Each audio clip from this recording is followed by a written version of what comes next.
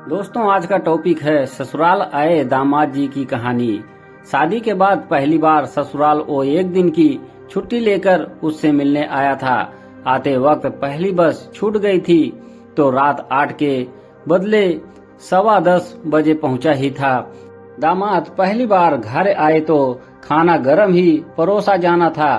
अम्मा ने खीर साँझ में ही बना लिया।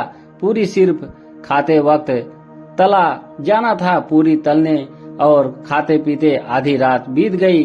फिर सालियां और साले घेरे बैठे पटना शहर के बारे में अतरंगी सवाल पूछते रहे।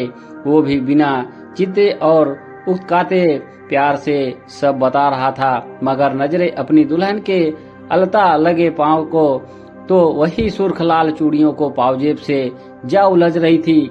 अम्मा ने नीचे से कोई रात के 2 बजे हार का आवाज लगाई पर सब नीचे उतरने लगे, मगर वो रुक गया और उसको भी इशारे में रोक लिया। अब चारपाई पर उसकी गोद में लेटे हुए वो अपनी नौकरी की व्यस्तताएं बता रहा था और वो चुपचाप सुन रही थी। बोलोगी नहीं कुछ, कहो ना कुछ, इनसे इसरार किया, मगर अब भी वो खामोश ही रही। उसकी हथेली को चूमकर अपने गाल पर रखा और उसकी गर्दन को अपनी तरफ हल्का झुकाया।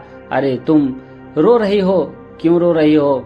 बाप रे, इतना दुखी किया मैंने तुम्हें? नहीं, हाँ नहीं, बस आप जहाँ जाकर भूल जाते हो, ना हमको फोन करते हैं ना कुछ। बोलते हुए फिर सुबकने लगी। पगली हो तुम, समझो जरा मेरी व्यस्तताओं को। सब मैं हम दोनों के लिए कर रहा हूँ। बस थोड़े पैसे इकट्ठा हो जाएंगे तो तुम्हें भी साथ लिए चलूंगा, कहते हुए अपने उसके आंसू को होठों से पोंछ दिया।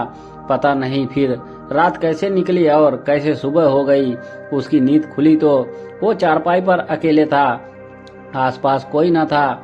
10 बजे वाली बस पकड़नी थी तो जल्दी जल्दी तैयार होने लगा। आलू के पराठे और दही सासू माँ ने खिलाया। ससुर जी अपनी स्कूटर से बस स्टॉप छोड़ने के लिए जाने वाले थे। दरवाजे पर साले सालियों के साथ बगल में कुछ औरतें आकर खड़ी हो गई थी दामाद जी को देखने के लिए। किवाड़ का पल्ला पकड़े नम आंख लिए उसकी दुल्हन भी खड़ी थी।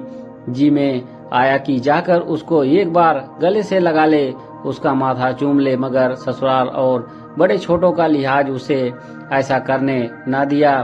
एक हुक लिए नजरों में उसे कैद करके ससुर जी के साथ स्कूटर पर बैठ वो निकल गया, मगर मन में ने वादा किया कि अगली बार वो अपनी स्कूटर लेकर आएगा और उसे अपने साथ पटना लिए जाएगा। दोस्तों, यही थी ससुराल में आए दामाद जी की कहानी।